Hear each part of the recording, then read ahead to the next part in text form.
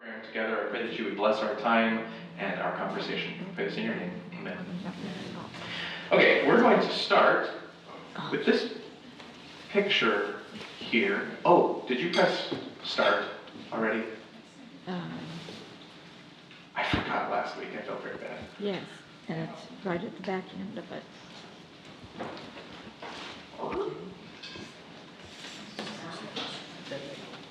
Sorry, I should have done this ahead of time.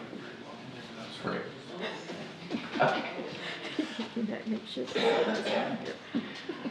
All right, do you know what you're looking at There is a here on the screen? dot at the very back end of it. Yeah, so it looks like soundproofing, right? So you're actually looking at a picture of the quietest place on Earth. It's called an anechoic chamber, and it's specially designed to be so soundproof that it actually registers at negative 24 decibels inside of it.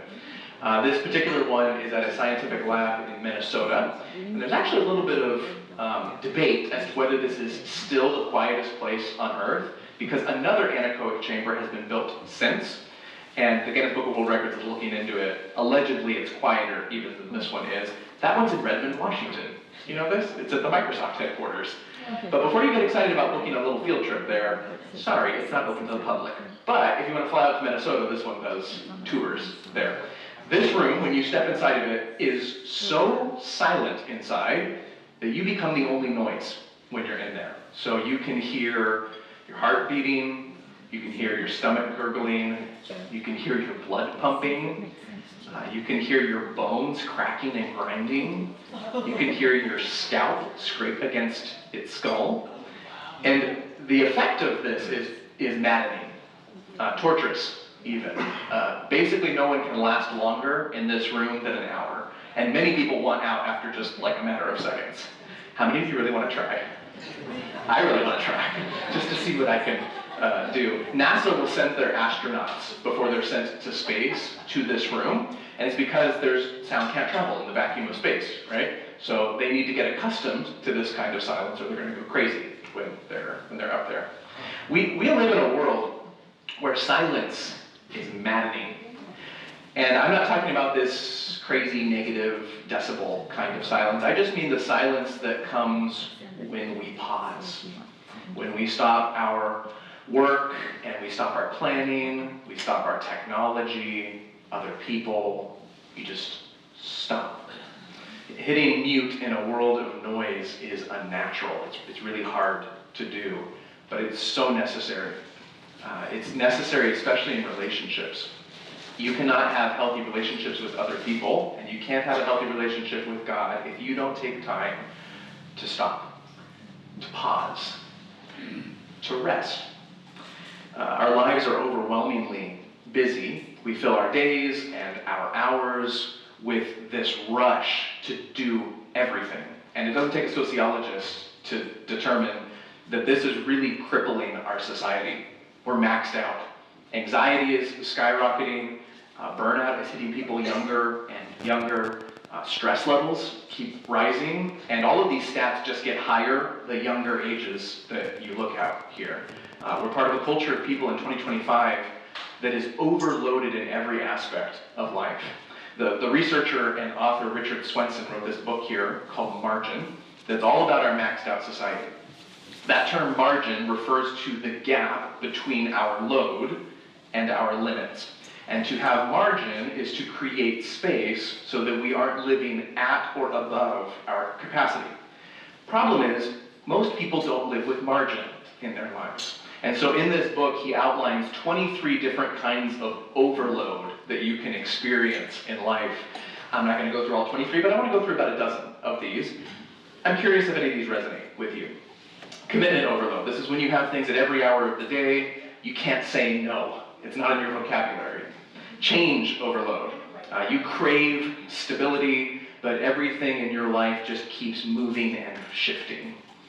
Decision overload. So maybe you work in a job where every day you are asked to make decisions, and they're consequential decisions, and then you get home at the end of the day and it's just overwhelming to pick what to eat for dinner or what to watch on TV. Expectation overload. This is especially prevalent in younger people. This is living with the weight of the expectations of others or your own expectations of yourself and being crushed by that. Information overload, you might be feeling it right now. There's so much that you can learn just at the tap of a finger, and that's a blessing, but it's also a curse because we're constantly bombarded with more and more to learn. And similarly, we've got media overload, so every day there is new content that is available to binge or to listen to or to stream or to read, and we can have a watch list that just grows and grows and grows. You feel like you can never keep up with it. Ministry overload. So I'm a pastor. I rely on the willingness of people to volunteer their time for ministry, but I have seen people suffocate under the strain of being committed to too many very good ministries. People overload. Where are my introverts in the room? I feel you. Okay. Problem overload. Either you're a person who wants to solve every problem in your own life and in everybody else's life, or you're the person that can see potential problems in every situation. Technology overload. We've got a stream of notifications and alerts that live in our pockets, that live on our wrists, and they never stop. They never stop. And then the last one here, work overload. This is where your job bleeds into hours where you're not even working anymore. And that's maybe because you have too much to do, or it could be because you just can't stop the working. We can become overloaded in so many different ways, right? Exhausted by the demands and the desires of life. And as I went through that list, I'm kind of curious, what resonated with you in there? So what I want you to do is I want you to take some time with your group. I want you to talk about these 11 or 12 different things that are here. Which of these feel like your life? And then what happens when we have overload? What are the effects of that? Okay, take some time together. Okay. Overload is very real. And if you are exhausted by the pace and the stress of life, then I have some very good news for you. There is a great way to fight back against our culture of hustle and the pressure to achieve. It's called Sabbath. It's in your DNA. So there's a lot to say about Sabbath. We're not going to be exhaustive about it in one evening. But there are 3 key passages that shape the whole biblical understanding of what Sabbath is. I just want to run through these with you. The first one is on page 2 of your Bible. It's in Genesis chapter 2. It'll be on the screen if you can read along if you'd like to as well. Genesis chapter 2. So God has finished creating a world of life. It is good. It takes him 6 days. And then we read this. Thus the heavens and the earth were completed in all their vast array. By the 7th day, God had finished the work that he had been doing. So, on the 7th day, he rested from all his work. Then God blessed the 7th day and made it holy, because on it he rested from all the work of creating that he had done.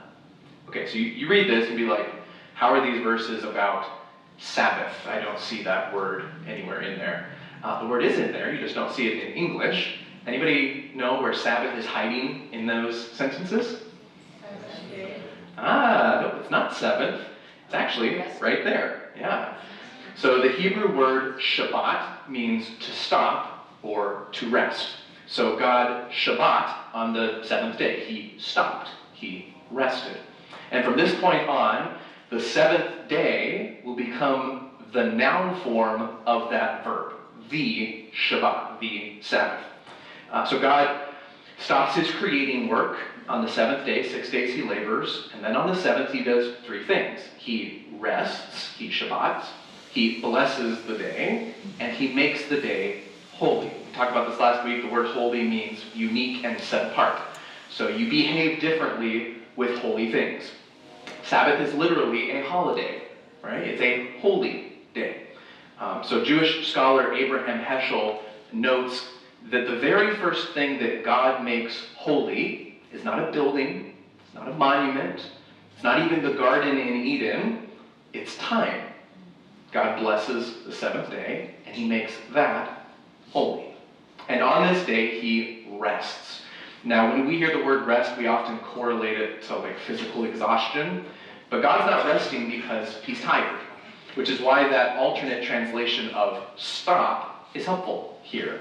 God has created for 6 days, And then on the seventh day, he stops. Not because he needs a breather, but because the work is completed. There's nothing left to do. So from this point on, Sabbath will have an association. It will be a reminder of completion. Okay, so that's the first passage. The second key passage is in the Ten Commandments. This is in Exodus chapter 20. We talked about the law last week if you were here. These laws that God gives outline what flourishing life looks like, and it's a way for God's people to experience that, but also bless all of the nations around them. So this is the fourth commandment of the 10. Remember the Sabbath day by keeping it holy. 6 days shall you labor and do all your work. The seventh day is a Sabbath to the Lord your God. On it you shall not do any work, neither you, nor your son or your daughter, nor your male or female servant, nor your animals, nor any foreigner residing in your town. For in 6 days the Lord made the heavens, the earth, the sea, and all that's in them. But he rested on the seventh day. Therefore the Lord blessed the Sabbath day and made it holy. Okay, there's a lot in there. Let's go piece by piece. What's the command of this passage? What's the very first word? Remember. So don't forget about this day. Remember this day. And how are they to remember this day? It's by keeping it holy. So again, holy means unique and set apart. So they are to remember the Sabbath day by keeping it unique and set apart. And how do they do this? You don't work. And not just you, it's your whole household. Even the cows are not allowed to work. No working, no striving, no stressing, no laboring. You stop. And why do you do this? Because God made everything in 6 days, and he rested on the seventh. So I have to rest because God rested. Why do I have to mimic what God did? Because God made this day holy. And you behave differently with things that are holy. Third key passage about the Sabbath is very similar to this one. That list of 10 commandments gets repeated again in this book called Deuteronomy, which is 3 books after Exodus. Deuteronomy is kind of a strange word. It's a compound word made up of 2 Greek words, deutero, meaning second, and nomos, meaning law. So it's the second law. Why is there a second law? Well, if you read the story of the Exodus, the trip from Egypt to the Promised Land should only take a matter of weeks, but because of disobedience and rebellion, they end up having to wander in the wilderness for like 40 years before they can go into the Promised Land. And what this means is that older generation of Israelites dies off before they go into the Promised Land. And there's now a whole younger generation that doesn't have a clear memory of, or even any memory of, the law that God gave them at Mount Sinai. So Moses gives the law again, Deuteronomy. So here's the Sabbath command again. You're going to notice, though, that there's a couple of changes in here. I'll highlight them for you. Observe the Sabbath day by keeping it holy, as the Lord your God has commanded you. 6 days shall you labor, and then it goes on like in Exodus. Now, what was the command in Exodus? Remember, what is the command in Deuteronomy? Observe. What's the difference? It's actually a significant difference, and I don't love that translation that's there in English. I'm going to give you a 30-second tangent here. So that Hebrew word can mean to guard, to preserve, to keep watch, to protect. So in Genesis 4, Cain kills his brother Abel out of jealousy, then he flees. God comes to him, confronts him, and asks where his brother is. Cain responds, "Am I my brother's keeper?" That's the same root word here. Or when you make a covenant, you keep a covenant. You guard your fidelity to this covenant that you have made. So here, the Israelites aren't supposed to just remember the Sabbath day, like bring it to mind and not forget it. They are to guard it, protect it, put barbed wire around it so that it doesn't get infringed upon. Hang on to that for later. We'll come back to it. Everything else in the command is the same except at the end. Remember that you were slaves in Egypt and that the Lord your God brought you out of there with a mighty hand and an outstretched arm. Therefore, the Lord your God has commanded you to observe the Sabbath day. So the second key difference in here is the reason for why you keep the Sabbath. In Exodus, you remember the Sabbath day because God created the world in 6 days and then rested on the seventh. Here, you're to observe the Sabbath day because God delivered you. You were slaves, and now God freed you. So therefore, guard the Sabbath day. So Sabbath is a reminder of creation, and it's a reminder of deliverance. I like to say that Sabbath points backward and forward. Backward and forward. Sabbath is a day of remembrance, and it's a day of anticipation. So for the Israelites, it was a reminder of when God created a good world and when he delivered them from slavery. It points backwards, creation and deliverance. To keep the Sabbath is an act of remembrance. But Sabbath also points forward by anticipating the very same things that it remembers. When we keep the Sabbath day, this is our reminder that God will create a world made new one day. And it's a reminder that he will deliver us one day fully and finally from evil. So this is our weekly reminder that our once good world will be good once again. And this is why Jesus loved to heal people on the Sabbath, because this is a day that's all about new creation. So it's a pretty thin view of Sabbath to say that this is just a day to nap and to be free from working. I mean, those things are nice, but at the heart of this day is resting in the fact that God is steering our broken world toward recreation. Okay, we flew through a lot there. There's plenty in those three passages to chew on together. With your groups, take some time to reflect on what those three passages say. Go ahead.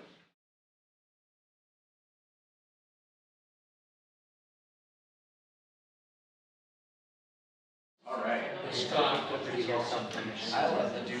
Okay, let's get more practical now. What does it actually mean to keep the Sabbath holy? We read in those commands, don't work.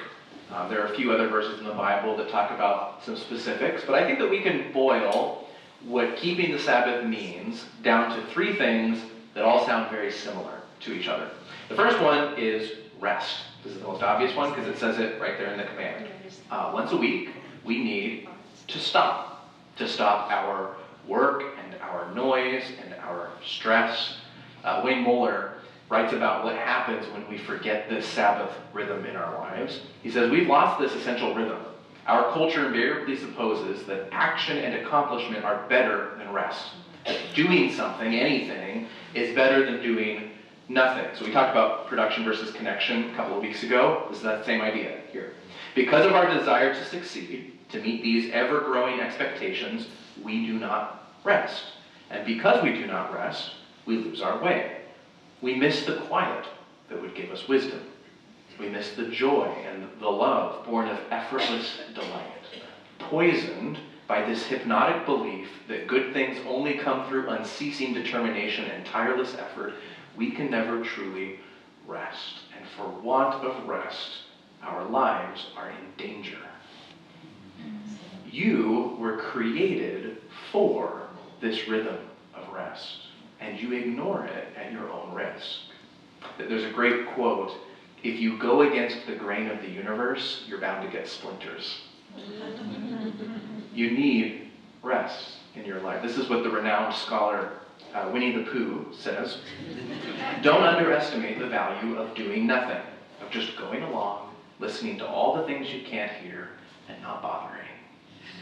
So at one level, to rest just means to stop. It's to be still and know who is God. We rest from our work. We rest from the relentless grind of life. We rest from the temptation to live beyond our capacity. We rest from these things. But we also rest in. We rest in God and in his goodness. We trust that Jesus' sacrifice is sufficient for us, that we don't have to work our way to heaven. You can rest in what Jesus has already done for you. And you can rest in what he has promised to do in the future. So first thing we do on Sabbath, we rest. Second thing, so I saw a banner on a church stage once, kind of similar to this one, and I was sitting kind of far back, and I didn't have my glasses on, so I was kind of squinting to see what it said. I knew it said Sabbath, but I couldn't figure out what it said underneath it. It looked like it said Sabbath Reset, and that didn't make any sense. So I went up afterwards and I saw it said Sabbath Rest. Duh. But then I realized my blindness had stumbled onto something actually really profound. Yes, Sabbath is a day to rest, but it's also a day to reset, to recenter yourself in Jesus, to reorient your heart to God, to reset your focus and your pace in life. This is Tessa Virtue and Scott Moyer. They are Canadian ice skaters. I think they're the most decorated ice skaters of all time. They specialize in ice dancing. And the way they perform together is just astonishing. They are perfectly in sync and very graceful. And what you're seeing here on the screen is this little ritual that they do every time before they head out onto the ice. They share this hug. And they aren't a couple, so you might be like, well, they're getting a little bit friendly with each other, aren't they? It's for a reason. They share this close embrace before they go out, and they hold it until their breathing and their heartbeats are in sync with each other. I think this is a beautiful picture of what Sabbath should be. It is a moment to align the pace of your life with God's. It's a moment to match your heart with His. Before you go out onto the ice, before you head into a world of stress and busyness, you spend a day with God. You align yourself with Him so that you can be in sync throughout the week. So keeping Sabbath means resetting to the heartbeat of your Creator. You rest, you reset, and finally, resist. So you might have talked in your groups about the fact that God had to command rest. Like, isn't that weird? To stop working and just rest for a day sounds like an awesome invitation. Who wouldn't jump at that? And yet God has to remind His people, command His people, to not just remember this day, but to guard and protect this day as well. Why did He have to do that? Because resting is countercultural. It was true all the way back in the Bible. It is even more true today. This rhythm of rest will not come easy in your life. Part of being able to rest and reset means resisting the things that threaten this block of time. So you guard this day from becoming like any other day, but you also protect it from becoming a lifeless display of religious piety. But both of these extremes miss the joy and the renewal that Sabbath was intended for. You know what this is a picture of? Yeah, Central Park. This 800-acre public park in the heart of Manhattan is an escape from the chaos and the rush of urbanization. And there's all sorts of research on the benefits of this park in the city. Animals can find a home there. Birds have a place to stop when they migrate. Air pollution is drastically lowered because of the wildlife that's in this park. Central Park is often referred to as the lungs of New York City.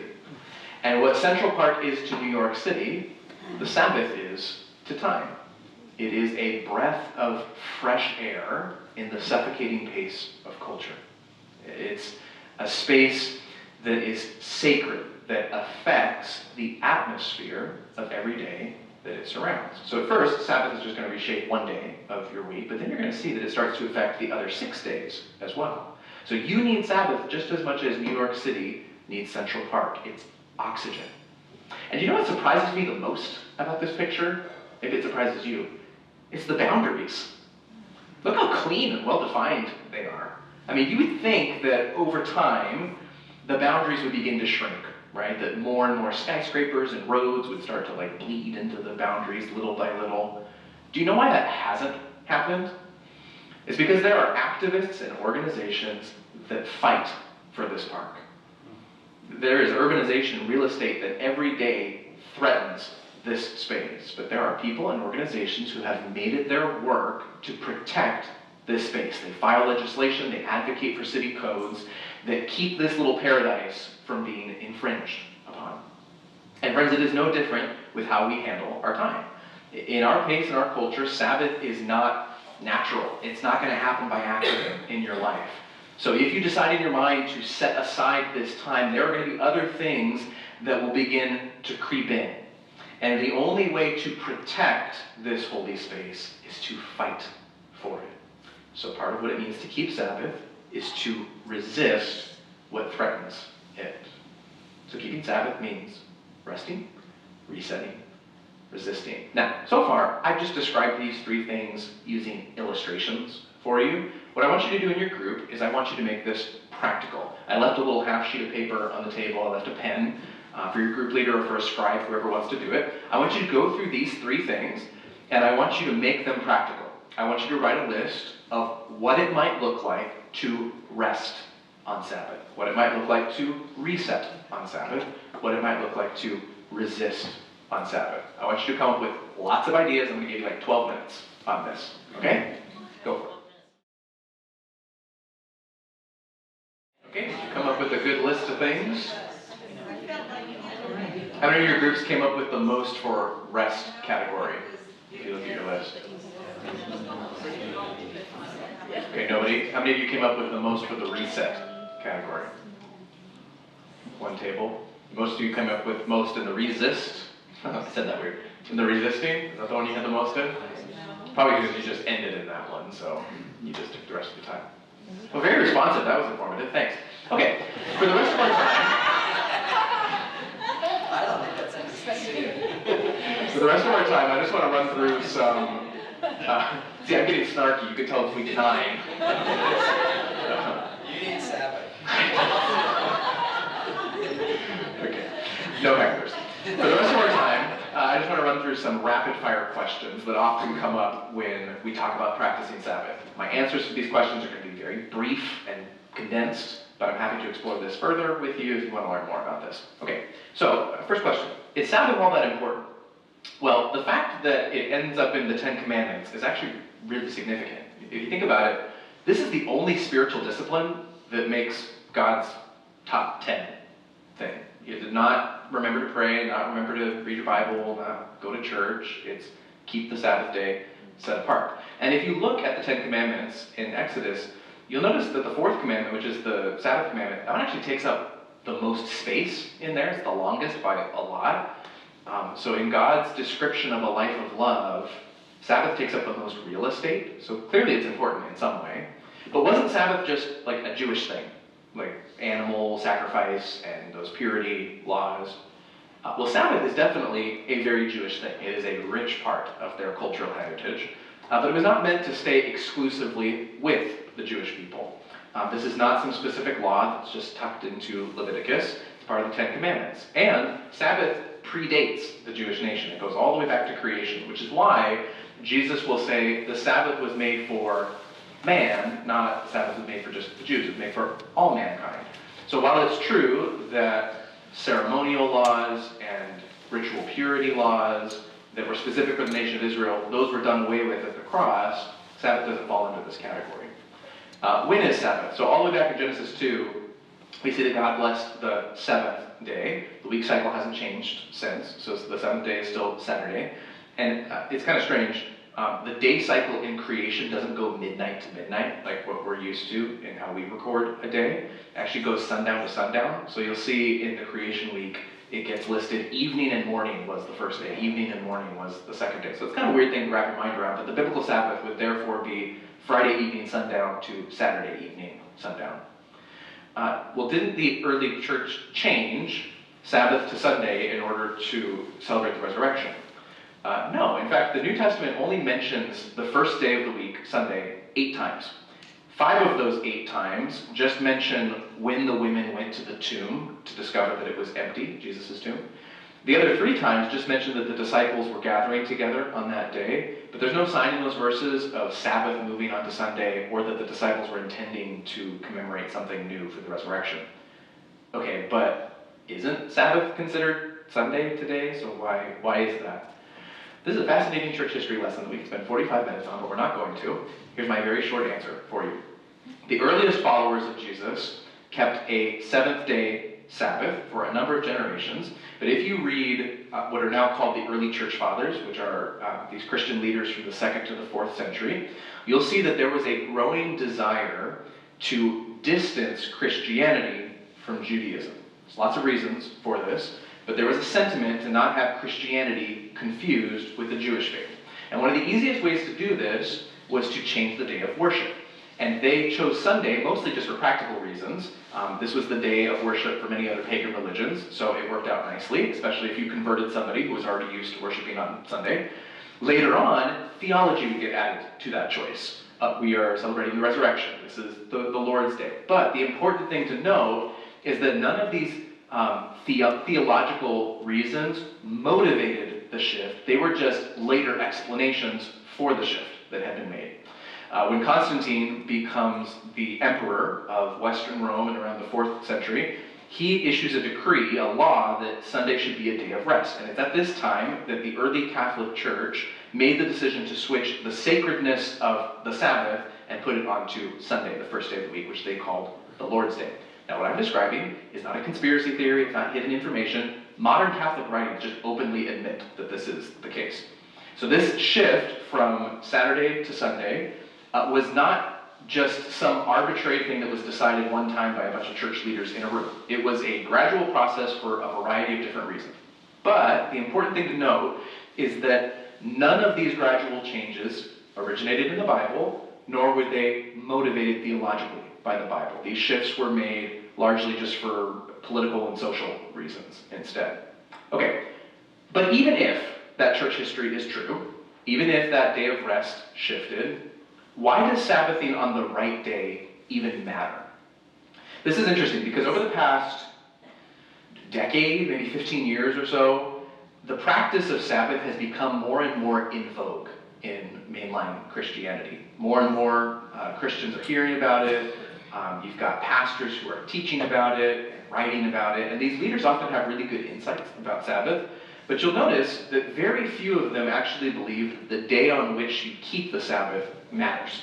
It just matters that you have this rhythm of rest in your life. Well, if Sabbath is only about resting and spending time with God, then I think you could make a very good case about Sabbathing on whatever day works best for you. Because it's not like God has office hours and he's only in from Friday evening sundown to Saturday evening sundown. No, God would want you to take whatever time works best for you where you're most able to focus on him. But Sabbath is not just self-therapy. It's not just a pick-me-up for the mentally and the spiritually tired. Sabbath is also an act of worship. It's about reorienting our hearts toward God. It's this moment where we reset to the dynamic that is true 7 days a week, that God is God and I am not. And so to do what God asks on his terms and not on whatever terms are most convenient to me, that is an act of worship. And so keeping a seventh-day Sabbath is not about ending up on the right side of a boundary line.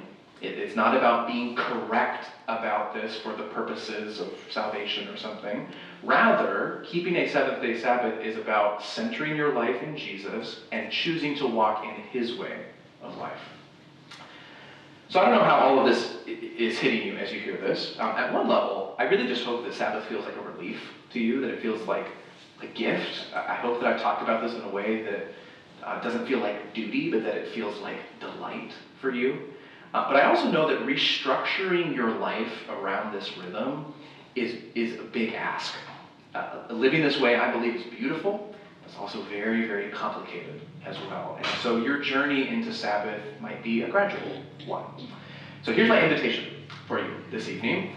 As you take all of this in, I want you, for the remaining Saturdays in November, the remaining Sabbaths in November, I want you to take a step toward one of these 3 R's, or all 3 of them, if you want to do that. To rest, to reset, to resist. Each Sabbath in November, take a big step or take a baby step, wherever you're at. What can you do from that Friday night to Saturday night period to rest from and rest in? What can you do to reset your pace and your focus? And what can you do to resist the things that want to crowd these hours out? And then, as you take these little steps, just see if this has an effect on the other 6 days of your week. Maybe it's fasting from technology. Maybe it's escaping into nature. It could be gathering with other believers. It could be listening to worship music instead of news podcasts. Find a way to keep this time set apart and sacred. Keep Central Park alive, so to speak. And then see what effect that has on the rest of your week. So I want to leave you with one last illustration. That's why I noisily drug the piano out here earlier. When you're first learning the piano, what's one of the first things that you have to learn how to do? Scales. Scales, yes. Anybody have post-traumatic stress disorder from learning scales when you learn the piano? So yeah, you go. Okay, you do those scales. You go up and down. And you do this again and again and again. Now, scales are really important. They help build your piano technique. They build muscle memory when you're doing it. But That's not much in the way of music. But with the right rhythm,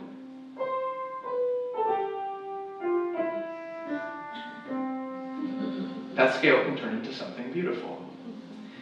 I think our lives can become so hurried that it just turns into this.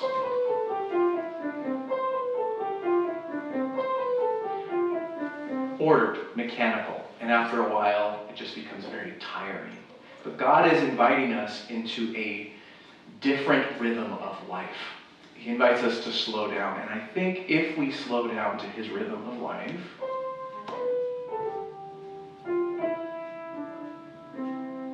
I think we might find that there's moments of music all around us just waiting to be heard.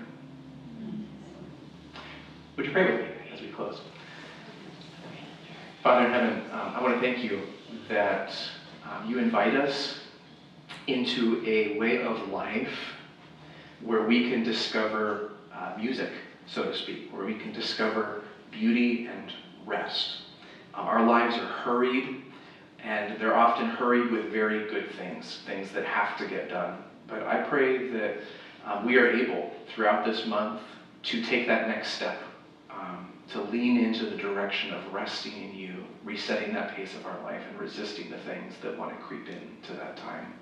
I want to thank you for that gift of time that you have given to us, and I pray that we would steward it well. Thank you for your love. I pray this in your name.